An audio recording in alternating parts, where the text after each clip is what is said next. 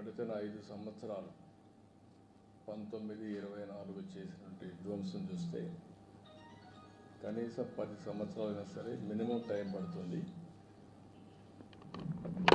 కనీసం ఇది ట్రాక్లో పెట్టాలంటే మేము ఎన్నికల్లో కూడా చాలా స్పష్టంగా ఎన్డీఏ ఒక హామీ ఇచ్చాం. రాష్ట్రం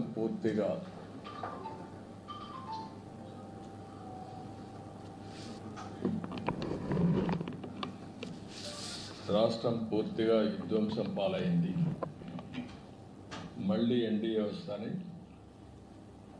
రాష్ట్రాన్ని పునర్నిర్మాణం చేస్తామని చాలా స్పష్టమైన హామీ ఇచ్చాం.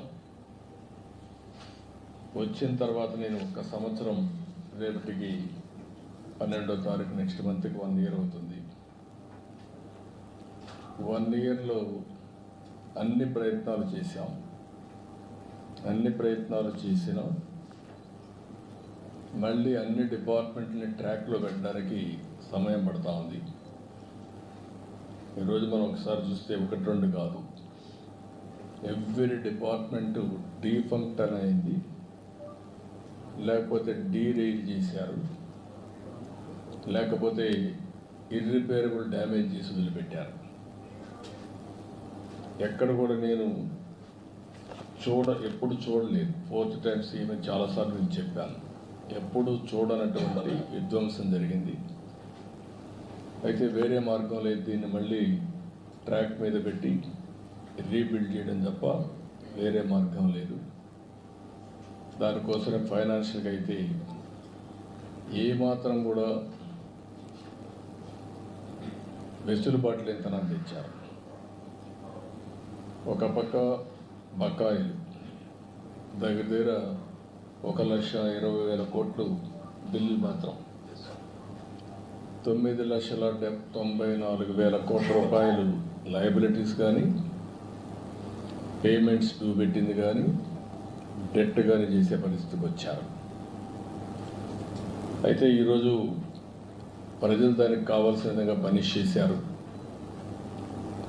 మాకు స్పష్టమైన మెజారిటీ, చరిత్రలో ఎప్పుడూ జరగనటువంటి విధ్వంసం జరిగింది.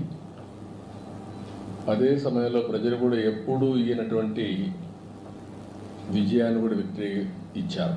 93% స్ట్రైక్ రేట్, ఎవరు ఊహించినటువంటి విజయం ఇది. అయితే ఈరోజు మేము కూడా ఎంత తొందరలో రెక్టిఫై చేయగలిగే ప్రయత్నం చేస్తున్నాం. ఒక పక్క అమరావతి, ఒక పక్క పోలవరం, ఇంకొక పక్క విశాఖపట్నం స్టీల్ ప్లాంట్ని ఒక ప్యాకేజ్ తీసి మళ్ళా రివైవ్ చేయడం, విశాఖపట్నం రైల్వే జోన్, ఇండస్ట్రీస్ కూడా డొమెస్టిక్ ఇన్వెస్ట్మెంట్ ఈ సంవత్సరంలో హైయెస్ట్ ఆంధ్రప్రదేశ్ రావడం, ఇవన్నీ కూడా చేసుకుంటున్నాయి. ఈరోజు నేను ఇక్కడికి వచ్చినప్పుడు 5-6 మంది మంత్రుల్ని 7 మంది మంత్రులు కలుస్తున్నాను. ఒకటి ఏదైతే ప్రహ్లాద్ జోషిని కలిచాము, Andhra Pradesh integrated clean energy policy ఒకటి తీసుకొచ్చాము. ఈ పాలసీ ప్రకారం 72 గిగావాట్ల పవర్ని గ్రీన్ ఎనర్జీ ఉత్పత్తి చేస్తామని చాలా స్పష్టమైన హామీ ఇచ్చాం. ఒరిజినల్గా అయితే 160 గిగావాట్లు ఉత్పత్తి చేయాలని, దేశం మొత్తం 500 గిగావాట్ల non fossil fuel based energy capacity తయారు చేయాలని ఒక లక్ష్యంగా పెట్టుకున్నారు. ఆ లక్ష్యాన్ని మేజర్ చంక్ ఆంధ్రప్రదేశ్లో వచ్చేట్టుగా మేము ఒక ప్రోగ్రాం పెట్టుకొని ముందుకు పోతున్నాం. దీంట్లో వారిని నేను కోరింది ఈరోజు మేజర్గా 28,346 కోట్ల రూపాయలు green energy corridor transmission lines అడిగాం. ఇది చాలా అవసరం. ఎనర్జీని ఉత్పత్తి చేయడమే కాకుండా దాన్ని ట్రాన్స్మిషన్ కూడా చేయాల్సిన అవసరం ఉంది. దానికి ఒప్పుకున్నారు, చేస్తామని చెప్పి హామీ ఇచ్చారు. రాయలసీమలో 11 గిగావాట్ సోలార్ పవర్ని ట్రాన్స్మిట్ చేయాల్సిన అవసరం ఉంది. పంప్డ్ ఎనర్జీ కూడా ఒక 7,370 మెగావాట్లని ఇది చేయాల్సిన అవసరం ఉంది. ఈ రెండింటి కూడా వారికి చెప్పిన తర్వాత దాన్ని పాజిటివ్గా తీసుకొని చేస్తా అన్నారు. అదే సమయంలో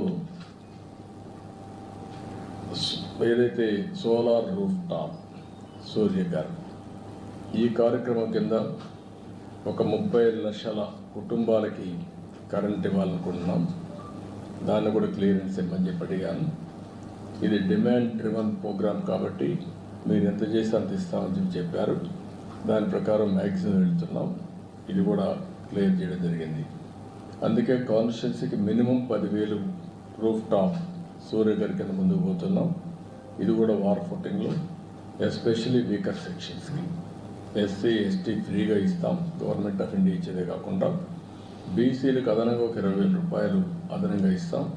దీన్ని పెద్ద ఎత్తున టేకప్ చేశాం.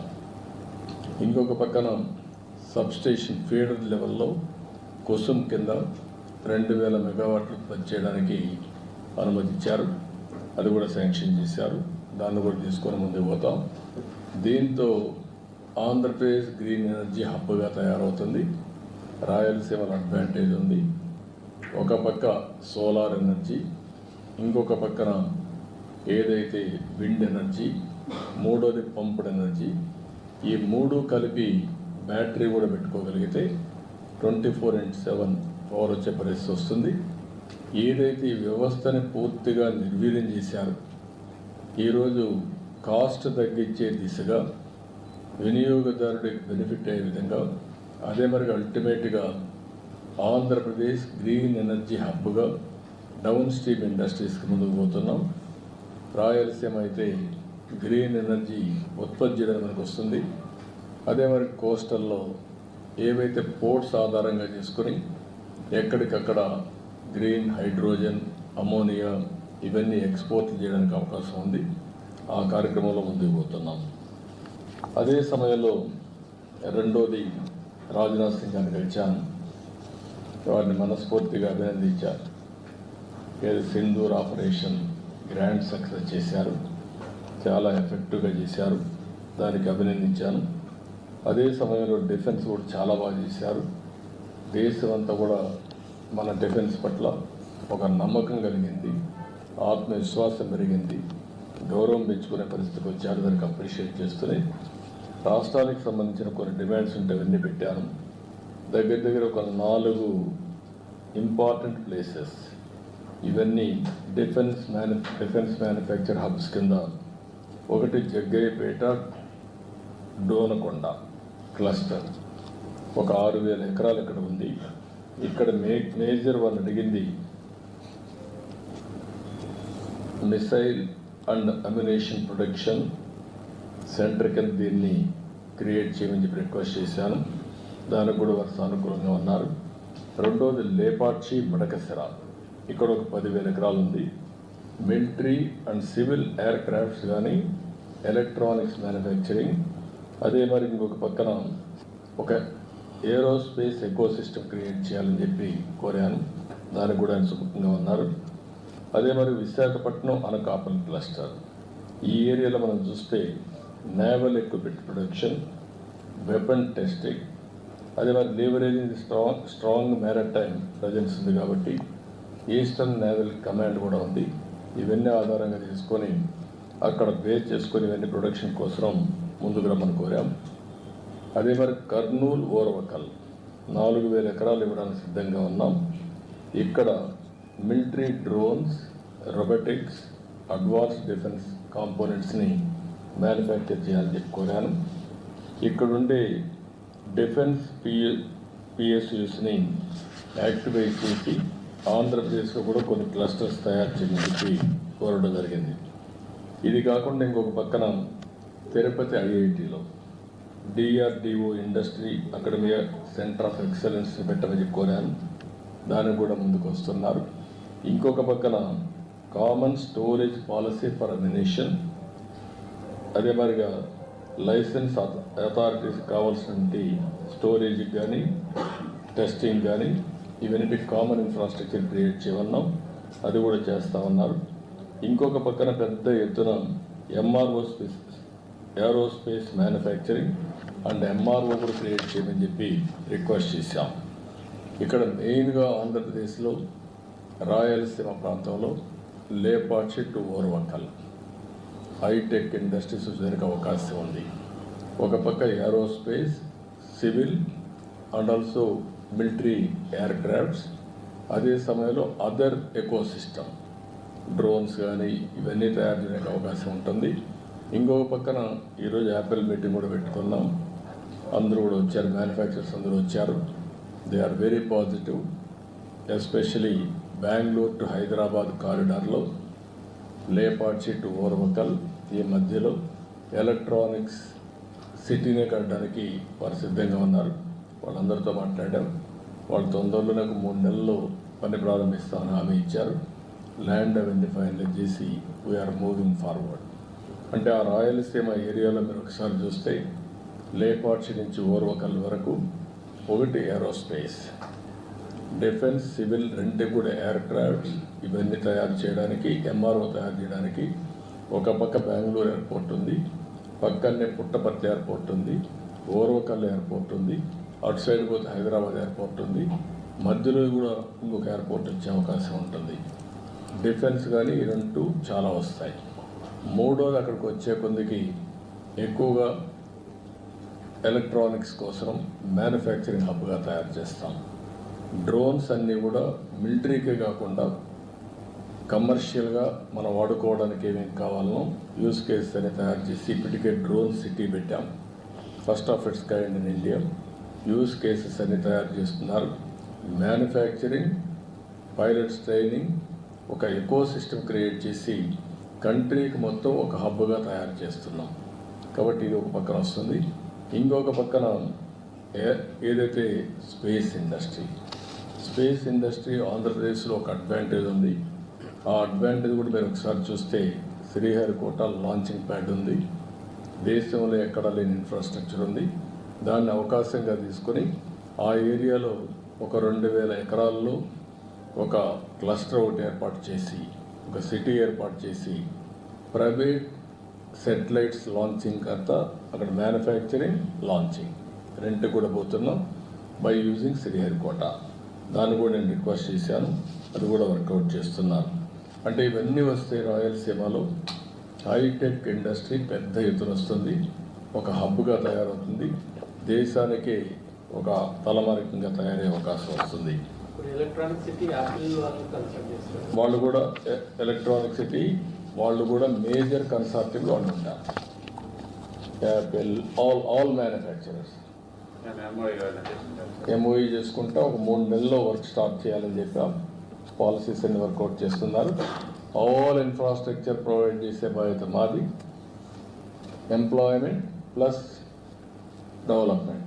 ఎందుకంటే ఒక పక్కన ఆ ఏరియాలో మీకు పెద్ద advantage Bengaluru airport, air cargo, see cargo, Krishnapatnam port, road కూడా ఉన్నది బెస్ట్ రోడ్. సిటీస్ చూస్తే బెంగళూరుకు నేచురల్ డెస్టినేషన్ టువర్డ్స్ లేపాడ్చి. కాబట్టి ఇన్ని అడ్వాంటేజెస్ ఉన్నాయి కాబట్టి they are also showing interest. ఇది పెద్ద హబ్గా తయారు చేస్తాం. That is where we are working. ఇది కాకుండా ఇంకొక పక్కన నేను ఇప్పుడే డిఫెన్స్ మినిస్టర్తో మాట్లాడినప్పుడు భారత్ ఎలక్ట్రానిక్స్ లిమిటెడ్ పాలసముద్రం అనంతపురం జిల్లాలో ఉంది. దీన్ని కూడా లాజికల్గా తీసుకుపోవాలి. మొన్నే అన్ని ఇన్సెంటివ్స్ ఇచ్చాం, లాజికల్గా తీసుకుపోవాలని చెప్పి అడిగాను. దాన్ని కూడా వర్కౌట్ చేస్తామన్నారు. ఇంకొక పక్కన యుఏటిఎన్ఎల్, అదే మరిగా మిథాని అండ్ నాల్కో, వీళ్ళందరూ కూడా 60,000 TPA high end aluminium alloys production plant నెల్లూరులో ఉంది. దానికి కూడా అన్ని క్లియరెన్స్ ఇచ్చాం. దాన్ని తొందరలో అమలు చేయమని చెప్పి రిక్వెస్ట్ చేశాను. ఇంకొక పక్కన ఇవి కాకుండా ఏదైతే మనకు నాగాయలంక ఇప్పుడు మిసైల్ టెస్ట్ రేంజ్ మొన్నే ఇచ్చారు. అంత మునిపే మిసైల్ టెస్ట్ రేంజ్ ఫెసిలిటీస్ సూర్యలంకలో వచ్చాయి. ఈ రెండు వచ్చిన తర్వాత డోనకొండ ఎయిర్ స్పేస్ తయారు చేయడానికి ఎయిర్ ఫోర్స్ని IAF అని తీసుకోమని అక్కడ డెవలప్ చేయమని చెప్పి కోరాం. ఒక స్ట్రాటజిక్ లొకేషన్గా తయారవుతుంది. దీన్ని కూడా ఆయన కోరడం జరిగింది. దానికి కూడా ముందుకు వచ్చే పరిస్థితికి వస్తుందని తొందరగా చేస్తూ ఉంటున్నారు. విశాఖపట్నం కూడా మీరు చూస్తే naval equipment and weapons testing facility పెట్టమని, ఏదైతే ఈస్టర్న్ నేవల్ కమాండ్ ఉంది కాబట్టి అక్కడ national advanced of sure base పెట్టుకొని ఇవన్నీ డెవలప్ చేయమన్నాం. దీనికి కూడా ముందుకు వస్తామని చెప్పారు. అంటే మొత్తం ఇంకొక పక్కన ఆంధ్రప్రదేశ్లో ఆర్మీ కంటోన్మెంట్ లేవు. Very interesting. ఉండేవి తెలంగాణకు వచ్చాయి, తమిళనాడుకు వచ్చాయి, కర్ణాటకకు వచ్చాయి. ఆంధ్రప్రదేశ్లో మాత్రం ఎలాంటి మిలిటరీ కంటోన్మెంట్ లేని పరిస్థితి వచ్చింది. ఆంధ్రప్రదేశ్లో కావాలి, అది కూడా చెప్పాను, వర్కౌట్ చేస్తా ఉన్నారు. It will come. ఇవి కాకుండా ఈరోజు నేను కలిసింది సిఆర్ పార్టీని కలిశాను. యాజ్ యూజువల్ పోలవరం రిపోర్ట్ చేశాను. ఫాస్ట్ ట్రాక్లో పోలవరం ముందుకెళ్తా ఉంది. 2027కి పూర్తి చేయడానికి అన్ని విధాల దాన్ని తీసుకెళ్తున్నాం. వీలైతే 2027 మార్చికే చేయాలని కూడా ఒక ఆలోచన చేస్తున్నాం. ఎక్కడ కూడా స్పీడ్లో కానీ లేకపోతే క్వాలిటీలో కాంప్రమైజ్ లేదు. ఇంటర్నేషనల్ కన్సల్టెంట్స్ ఉన్నారు. సిడబ్ల్యూసి ఓవరాల్ సూపర్విజన్ పెట్టారు. Ministry of water resource minister అయితే 2 monthsకి ఒకసారి రివ్యూ చేసుకుంటున్నారు. అల్టిమేట్గా ఎక్కడా రాజీ పడకుండా క్వాలిటీ కింద ముందుకు పోతున్నాం. ఎలాంటి రాజీ పడకుండా ఓవర్ ల్యాపింగ్, ఓసారి క్వాలిటీ కాంప్రమైజ్ కాకుండా టైం కావాలంటే తీసుకుని కంటిన్యూగా ప్లానింగ్ చేసి ఎంత తొందరగా అయితే తొందరలో పోలవరం పూర్తి చేసి జాతికి అంకితం చేస్తాం. పోలవరం మీ అందరికీ తెలుసు, ఒక డ్రీమ్ ప్రాజెక్ట్. తెలుగు జాతికి ఇది ఒక పెద్ద వరం. అలాంటి ప్రాజెక్ట్ని డయాఫామ్ వాల్ మొత్తం గోదావరిలో కలిపేసి ఈరోజు మళ్ళీ వేరే డయాఫామ్ వాల్ 400 కోట్లతో చేసిన దాన్ని ఈరోజు దగ్గర 980 కోట్లు ఖర్చు పెట్టే పరిస్థితికి వచ్చాం.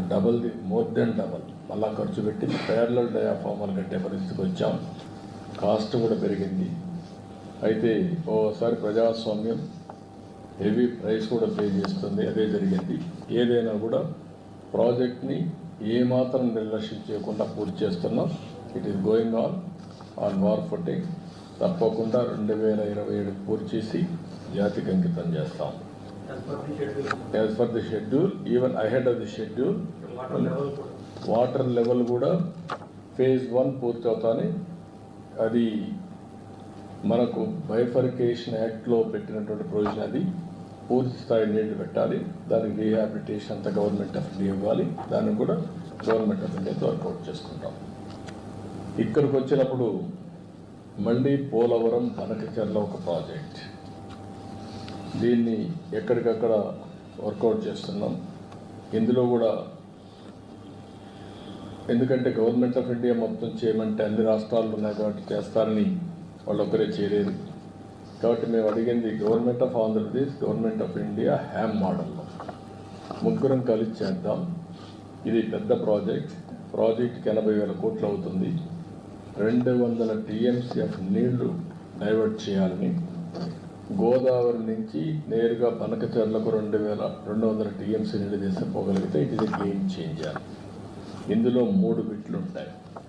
ఒకటి first Godavari Krishna, 2 Krishna to Nagarjunasagar right main canal. అక్కడ రిజర్వాయర్ కూడా వస్తుంది, బొల్లాపల్లి రిజర్వాయర్ వస్తుంది. అక్కడి నుంచి వెలుగొండ కూడా నీళ్ళు వెళ్ళే పరిస్థితి వస్తుంది గ్రావిటీతో. థర్డ్ బిట్ బొల్లాపల్లి నుంచి నాగార్జునసాగర్ రైట్ మెయిన్ కెనాల్ నుంచి Banakacherla. That is the gateway. అక్కడికి వెళ్తే ఆల్ రిజర్వాయర్స్కి, ఆల్ కెనాల్స్కి మనం కనెక్ట్ చేసే పరిస్థితి వస్తుంది. ఇన్క్లూడింగ్ సోమశిల, కందలే అండ్ తిరుపతి బాలాజీ సాగర్ కూడా వచ్చే పరిస్థితి, రిజర్వాయర్కి వచ్చే పరిస్థితి వస్తుంది. ఇది మొత్తం కలిసి దగ్గర 80,000 కోట్ల రూపాయలు అవుతుంది. దీనివల్ల గాలేరు నగరికి, హంద్రి నివాకి, తెలుగుకి, వెలుగొండకి అన్నిటికీ ఆల్మోస్ట్ అన్నిటికీ ఇచ్చే పరిస్థితి వస్తుంది. దీన్ని తొందరలోనే 1 month లోపల ఎగ్జామిన్ చేయమన్నాం. ఇది ఎవరికి కూడా వ్యతిరేకం కాదు.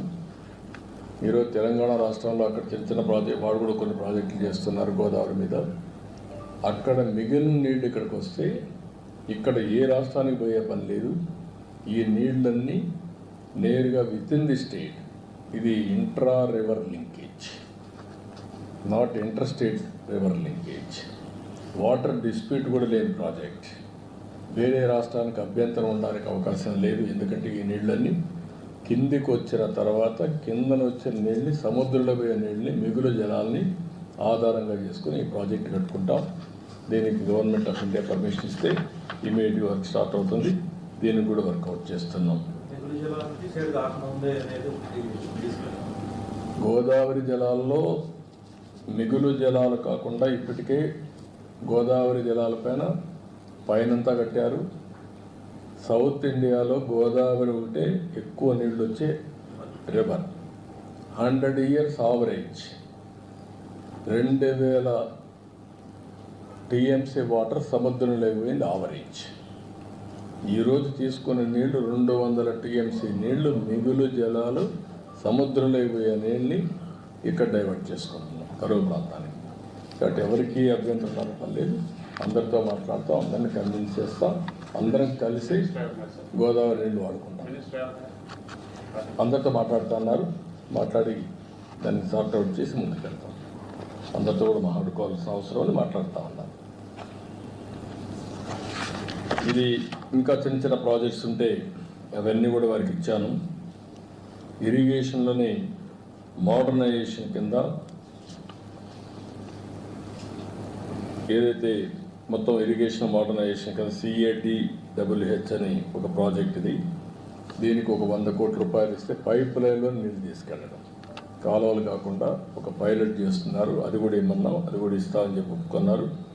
రెండోది ఏపీ మన నేషనల్ హైడ్రాలజీ ప్రాజెక్ట్ కూడా ఒక 2-3 నెలల్లో శాంక్షన్ చేస్తూ ఉన్నారు. మొత్తం మ్యాపింగ్ చేయడం, ground water, surface water, soil moisture అన్నీ ఇది చేసి వాటర్ మేనేజ్మెంట్ కోసం అది కూడా వర్కౌట్ చేస్తున్నాం.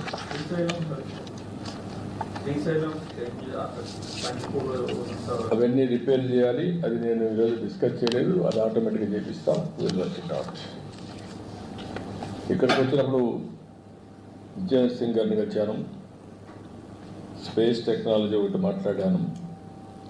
2 విజ్ఞాన్ ధార కింద తిరుపతి IIT ఉంది, ఐజర్ ఉంది, సతీ సైఫ్ అంటే sophisticated analytical and technical help institute ఒకటి, సోఫిస్టికేటెడ్ అనలిటికల్ ఇన్స్ట్రుమెంటల్ ఫెసిలిటీ 2 కూడా పెట్టమని చెప్పి కోరాను. ఈ అగ్రీడ్, ఆయన వర్కౌట్ చేస్తా అన్నారు, ఇది కూడా వస్తుంది. National super computer machine Tirupati IITలో కానీ ఐజర్లో పెట్టమని చెప్పి ఒకటి రిక్వెస్ట్ చేశాం. Biotechnology bioridge scheme medtech zone ఉంది, అందులో దీన్ని పెట్టమని చెప్పి కోరాం. అది కూడా అటు state government, government of India, medtech 3 కలిసి ట్రైబేటరేట్ అగ్రిమెంట్ చేసుకొని చేస్తూ ఉన్నారు. CSIR ల్యాబ్ ఆంధ్రప్రదేశ్లో లేవు, 37 ఉన్నాయి. 37లో చూస్తే ఈ ల్యాబులు లేని ఏకైక రాష్ట్రం ఆంధ్రప్రదేశ్. ఎంతో పని హైదరాబాద్లో అన్నీ వచ్చాయి, 3 దాకా వచ్చాయి, ఇక్కడ మాత్రం ఏదీ రాలేదు. ఆ విషయం చెప్పాను, ఎత్తు ఇమీడియట్గా సెట్ చేస్తా అన్నారు, ఇది కూడా శాంక్షన్ చేస్తూ ఉన్నారు. ఇది కాకుండా స్పేస్ సిటీది నేను ముందే చెప్పాను. స్పేస్ సిటీ వస్తే ఈ సెటిలైట్స్ అని ప్రమోట్ చేయడం, కమర్షియల్ సెటిలైట్స్ రావడం, కాస్ట్ ఆఫ్ సెటిలైట్ వల్ల మొత్తం డేటా కలెక్షన్ చాలా ఈజీ అవుతుంది. దీన్ని కూడా వర్కౌట్ చేస్తున్నారు. ఫైనల్గా హోమ్ మినిస్టర్ గారు రివ్యూ పెట్టారు ఈరోజు లా అండ్ ఆర్డర్ పైన. ఆయనతో కూడా అన్ని రివ్యూ చేసుకున్నాం. రివ్యూ చేసిన తర్వాత హోమ్ మినిస్టర్ గారు నేను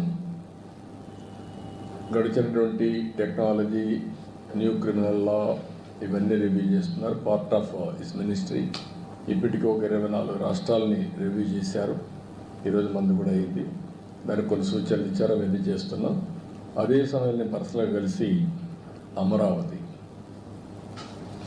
దీనికి బైఫర్కేషన్ యాక్ట్లో 10 years తర్వాత కామన్ రాజధాని హైదరాబాద్ అయిపోయింది. ఇప్పుడు నోటిఫై చేయాల్సిన అవసరం ఉంది. ఇంత మునిపే అమరావతిని క్యాపిటల్గా చెప్పారు, రికగ్నైజ్ చేశారు. ఇప్పుడు యాక్ట్లో పెట్టారు కాబట్టి 10 years అయింది కాబట్టి దీన్ని యాక్ట్లో పెట్టి బైఫర్కేషన్ యాక్ట్లో నోటిఫై చేయాల్సిన అవసరం ఉంది. అది కూడా చెప్పాను. చేస్తా ఉన్నారు, అమెండ్మెంట్స్ తీసుకొస్తామని చెప్పి హామీ ఇచ్చారు. అదే మరి రాయలసీమలో ఉండే వాలంటీర్ ఆర్గనైజేషన్ ఆర్డిటి, ఆ విషయం కూడా మన హోమ్ మినిస్టర్ గారి దృష్టి తీసుకొచ్చాను. ఎందుకంటే one of the best servicing organisation అది. ఎప్పటి నుంచో అక్కడ హెల్త్, ఎడ్యుకేషను, రాయలసీమ డెవలప్మెంట్ కోసం ఎనలేని కృషి చేశారు. నేను లెటర్ ఇచ్చి దీన్ని తప్పకుండా కన్సిడర్ చేయాలని చెప్పి రిక్వెస్ట్ చేశాను. అది కూడా ఎగ్జామిన్ చేస్తానని చెప్పి హామీ ఇచ్చారు. ఈ బ్రీఫ్గా నిర్మలా సీతారామన్ గారి దగ్గరికి వచ్చినప్పుడు మాకుండే ఫైనాన్షియల్ ప్రాబ్లమ్స్ అన్నీ ఎప్పటికప్పుడు ఎక్స్ప్లెయిన్ చేసి, ఇంకా బెయిల్అవుట్ కావడానికి ఇంకా కొంచెం టైం పడుతుంది, ఏ విధంగా చేస్తారో శాసకి కింద కానీ, లాస్ట్ టైం ఒక స్కీమ్ పెట్టారు, పూర్వోదయ స్కీమ్ పెట్టారు. ఆ పూర్వోదయ స్కీమ్ కింద కొంత డబ్బులు ఇప్పించమని కోరాను. ఈ రెండూ కాకుండా ఇంకొక పక్కన మనకు బకాయిలు రావాల్సినవి అంటే వేరియస్ రీజన్స్ అలా కట్ చేశారు, అవి కూడా ఇమ్మని చెప్పి రిక్వెస్ట్ చేశాను. ఇవి కాకుండా ఫైనల్గా మనకచర్ల, పోలవరం ఆర్థిక సహాయం చేయడానికి ఫైనాన్షియల్ స్ట్రక్చర్ కోసం రిక్వెస్ట్ చేశాను. దానికి కూడా వరుసముఖంగా ఉన్నాను. ఇది బ్రీఫ్గా. రేపు నీతి ఆయోగ్ 2047 ఏదైతే విజన్ 2047 వికసిత్ భారత్, దీనికి కావాల్సిన అరేంజ్మెంట్ చేయడం కోసం, లేకపోతే వేరియస్ ఐడియాస్ తీసుకోవడం కోసం ప్రధానమంత్రి పెట్టాడు. దానిపైన I will give my presentation, then I will tell for all. అంటే మన స్టేట్ గారు కొత్తగా ప్రాజెక్టులను అడుగుతున్నారు. నేను ప్రధానమంత్రి గారిని కానీ మిమ్మల్ని కానీ విజ్ఞప్తి చేసేది, money is not the issue. మీరు గుర్తుపెట్టుకోవాలి, ఆల్వేస్ ఒక పాజిటివ్ పబ్లిక్ పాలసీ. దేశంలో ఆర్థిక సంస్కరణలు వచ్చాయి. ఆర్థిక సంస్కరణలు రాకమునకు 2%, 3% ఎకనామిక్ గ్రోత్ ఉండేది. ఆర్థిక సంస్కరణలు వచ్చిన తర్వాత గ్రోత్ అబ్నార్మల్గా పెరిగింది. మనకు IT advantage, first mover advantage వచ్చింది. అదొక పబ్లిక్ పాలసీ. ఒక్క ఐటీతో ఈరోజు ప్రపంచం మొత్తం భారతీయుల యొక్క శక్తి, హైయెస్ట్ పర్ క్యాపిటల్ ఇన్కమ్కి చిరునామాగా తయారయ్యారు. అందులో ఫస్ట్ మూవర్ కింద తెలుగు వాళ్ళు ఉన్నారు కాబట్టి 33% తెలుగు వాళ్ళు తయారయ్యే పరిస్థితికి వచ్చారు.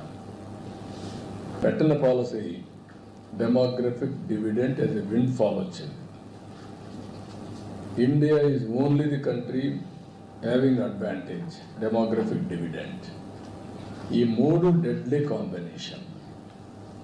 మీరందరూ ఎంతో పైన ఎంత డబ్బులు ఇస్తారు, 1000 కోట్లు ఇస్తారా, 50 కోట్లు ఇస్తారా, ఇందులో ఉన్నారు.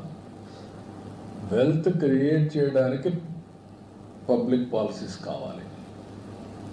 పబ్లిక్ పాలసీలు కూడా మీరు చూస్తే ఒకప్పుడు పీపీపీ మోడల్స్ వచ్చాయి, పబ్లిక్ ప్రైవేట్ పార్ట్నర్షిప్. నా పబ్లిక్ ప్రైవేట్ పార్ట్నర్షిప్లోనే వైబిలిటీ గ్యాప్ ఫండింగ్ వస్తుంది, హ్యామ్ మోడల్స్ వస్తున్నాయి. మనం గుర్తుపెట్టుకోవాలి, ఒక పక్క వెల్ఫేర్ ఇస్తూనే ఇంకొక పక్కన ఏ విధంగా అభివృద్ధికి ఎలాంటి అడ్డంకులు లేకుండా ఏ విధంగా ఫైనాన్షియల్ సపోర్ట్ మొబిలైజ్ చేయాలి, మస్టర్ చేయాలి, అది ఇంపార్టెంట్. అట్లా కాకుండా ఎంతో పైన డబ్బులు ఎక్కడి నుంచి వస్తాయి చెప్పండి. ఇప్పుడు ఉదాహరణకు కొంతమంది అసూయ పడేవాళ్ళు అసూయ పడుతూనే ఉంటారు. ఈరోజు మనం అందరం చూసాం, ఎగ్జాక్ట్గా 20 years బ్యాక్ మన ఎయిర్పోర్ట్లు ఎట్లున్నాయో ఒకసారి గుర్తుపెట్టుకోండి. First airport Hyderabad airport, green field airport ఎస్కామ్. అప్పుడు నన్ను అడిగారు డబ్బులు ఉన్నాయి. ఆనాటి ప్రధానమంత్రి గారు కూడా అన్నారు, వాజ్పేయి గారు అడిగారు, బాబు నువ్వు కొత్త ఆలోచనలు వస్తావు, డబ్బులు ఎక్కడున్నాయన్నాడు. సార్ మీ డబ్బులు నాకు అవసరం లేదు, నేను అడిగేది ఒక పాలసీ. మీరు ఆ పాలసీ ఇవ్వండి, గ్రీన్ ఫీల్డ్. మీకు ఇంట్రెస్ట్ ఉంటే కొంచెం షేర్ పెట్టుకోండి ఈక్విటీ, మీకు ఇంట్రెస్ట్ లేకపోతే కూడా వద్దు, మేమే పెట్టుకుంటాం, మీకు ఆదాయం వస్తుంది. ఎందుకంటే ప్రతి ఒక్క టికెట్ అమ్మితే గవర్నమెంట్కి ఆదాయం బోలెడంత వస్తుంది. ఈ మాట చెప్పాను. ఫస్ట్ దానికి 32 మీటింగ్స్ మీరు గుర్తుపెట్టుకోవాలి. కొంతమంది అప్పుడు ఉండేవాళ్ళు ఉన్నారు. 32 మీటింగ్స్ అయినాయి. ఇప్పుడు రామ్మోహన్ రెడ్డి లేడు ఇక్కడ మంత్రిగా.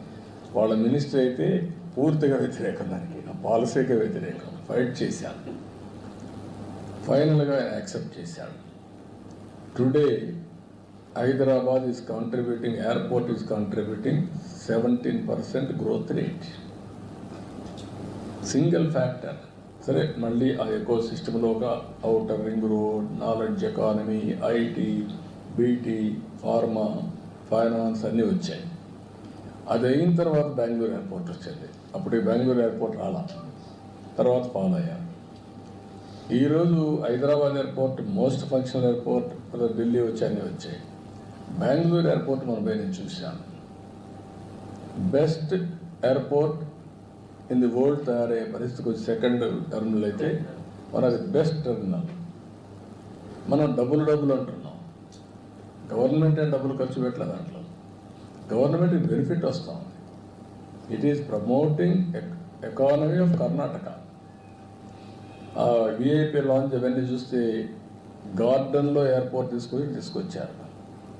Now airport has become a experience centre, not travelling or ఇది కాకుండా. ఇలాంటివి డబ్బులు కాకుండా country is affordable. Wealth creation is important. Wealth క్రియేషన్కి public policies are important. Once public policies ప్రాపర్గా వచ్చి ఆ ఎకో సిస్టమ్ క్రియేట్ చేస్తే వెల్త్ జనరేషన్ వస్తుంది, వెల్త్ క్రియేషన్ వస్తుంది, అది మన రెవెన్యూ జనరేషన్ వస్తుంది. దెన్ వెల్ఫేర్ కూడా చేయించాను. అదే అమరావతి తీసుకొచ్చాం. ఈరోజు అమరావతి మోడల్ ఏంటి?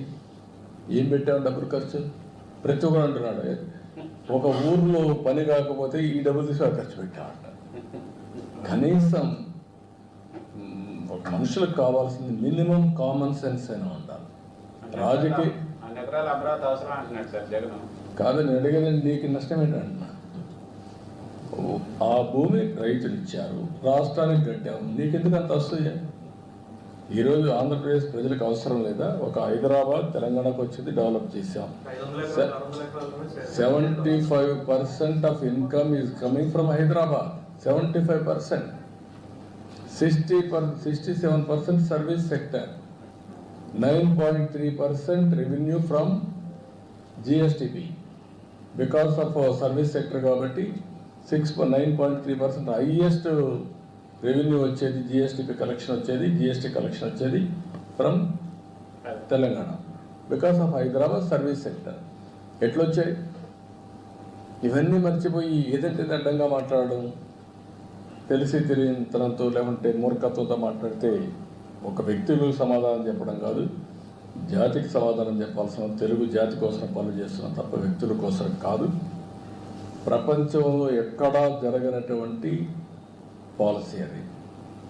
నేనేం చెప్పాను వాళ్ళకు? ఒక నమ్మకం, ఒక trust factor. I gave a trust. మీ భూమి మీరు ఇవ్వండి. It is a win situation. మీరు ఒక విధంగా చెప్పాలంటే రాజధానికి మీరు త్యాగం చేస్తున్నారు, మీరైతే నష్టపోరు. ఒక సెంటిమెంట్ ఉంటుంది మీకు, మా పూర్వీకుల నుంచి ఈ ల్యాండ్ ఉందని.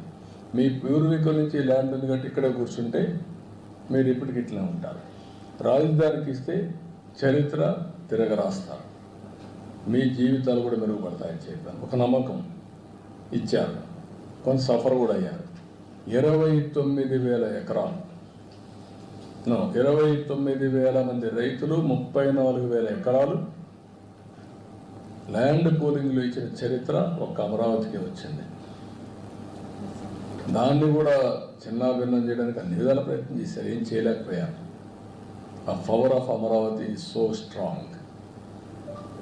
ఇప్పుడు నిన్న నేను చూసింది, అక్కడ హైదరాబాద్, బెంగళూరు లాంటి ఎయిర్పోర్ట్ ఇంకా బెటర్ ఎయిర్పోర్ట్ ఇక్కడ రావాలని. మనం డబ్బులు పెట్టడం లేదు, వాళ్ళే కడతారు. వాళ్ళు కడితే మనకు రెవెన్యూ వస్తుంది, అమరావతిలో ఇంటర్నేషనల్ ఎయిర్పోర్ట్ వస్తుంది. రావాలి. కాకపోతే డెవలప్ అవుతే ఎట్లా ఉంటే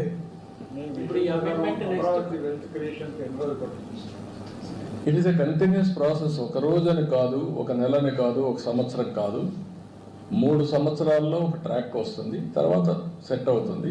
it is a continuous process. Hyderabad కంటిన్యూగా డెవలప్ అవుతుంది. ఇలాంటి ఈవెన్ బెంగళూరు కంటిన్యూగా డెవలప్ అవుతుంది అదే మనకి ఇది కూడా వచ్చేస్తుంది. amendment. నాట్ ఓన్లీ హైదరాబాద్, ఇది Amaravati, even Visakhapatnam. We're preparing a action plan for Visakhapatnam, one of the best city. ఒక విధంగా చెప్పాలంటే ఫైనాన్షియల్ హబ్గా తయారవుతుంది. దట్ ఈస్ ది నాలెడ్జ్ ఎకానమీకి ఇండస్ట్రియల్ హబ్గా pharma, steel, knowledge economy, tourism, all these things are going develop in Visakhapatnam. Sir అమరావతిని reorganisation act లో చేరుస్తూ నెక్స్ట్ పార్లమెంట్ సెషన్ లో అమెండ్ చేస్తారు. రీఆర్గనైజేషన్ యాక్ట్లో చేర్చమని కాదు, రీఆర్గనైజేషన్ యాక్ట్లో పెట్టింది హైదరాబాద్ని కామన్ క్యాపిటల్గా పెట్టారు. 10 ఏళ్ళు అయిపోయింది, ఇప్పుడు ఏది క్యాపిటల్ లేదు. కాబట్టి అమరావతి ఇంతకుముందు అనౌన్స్ చేశారు, ఇప్పుడు అమెండ్మెంట్ చేసి నోటిఫై చేయమంటున్నాం. అదర్వైజ్ ఎప్పటికైనా అమెండ్ చేస్తారు. యాక్ట్లో చేయాలి. అదే నెక్స్ట్ పార్లమెంట్ సెషన్ లో చేస్తారు. చేయమని చెప్పి రిక్వెస్ట్ చేస్తున్నాం. So if you can throw light on your visit to Delhi, especially your meeting with Rajnath Singh in the wake of the defense projects that you proposed from Andhra. No, I asked so many projects, 5 clusters I asked him. Sainik school also. Sainik schools also, private schools he is saying PPP model they are giving. 100 Sainik schools, PPP model.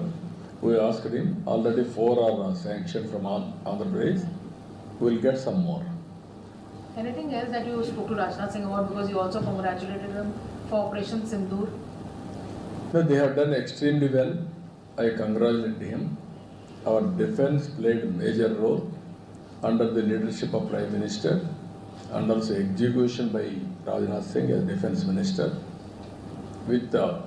They have done with the precision and perfection. Sir, but this Operation Sindoor also exposed us to a lot of diplomatic challenges. No diplomatic challenges. What is the problem? So the No, anybody, I am asking you, can you support terrorism? If world has watched terrorism, we are fighting against terrorism. Not only terrorism, any violence, any kind, either extremism or rowdyism or economic terrorism, country cannot bear it. Terrorist activities, any form, all of us has to condemn. Otherwise, what is the safety for you to sit here? I am asking you. You want that life? In a civilized world? We are living in a civilized world. Civilized world cannot tolerate terrorist activity or terrorism for that matter. So my next question is on the tolerance bit. On the Operation Sindoor, on the recent arrest of Ashoka University professor, just for opinionating his opinions, he was a little critical of the government and he was arrested. So when we talk about Viksit Bharat, and also talk about... No, what I am asking you, nation first. Yes. By sitting in the nation, you cannot talk other countries or praising other countries. What is that? I am asking you. Democracy.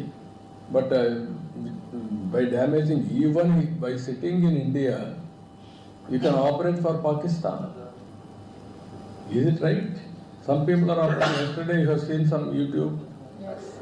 A lady. lady. What is this? You are, democracy means not a freelancer to damage the nation. Everybody should have a restraint.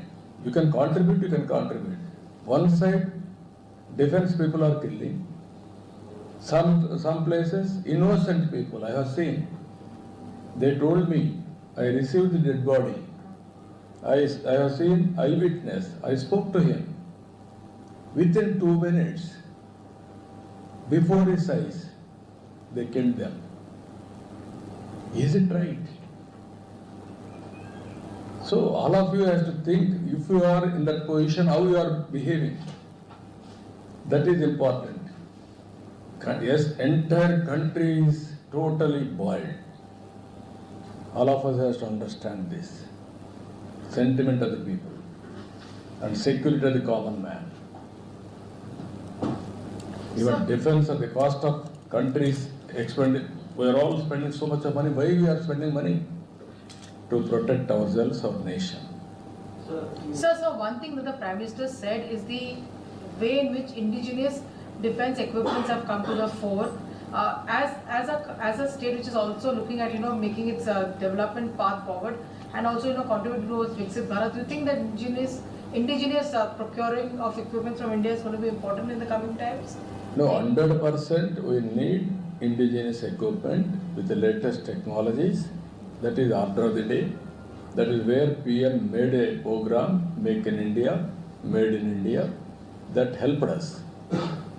Or otherwise, other technologies are vulnerable, always. Your own technology, always you will have your own USP. And also total protocol under our control.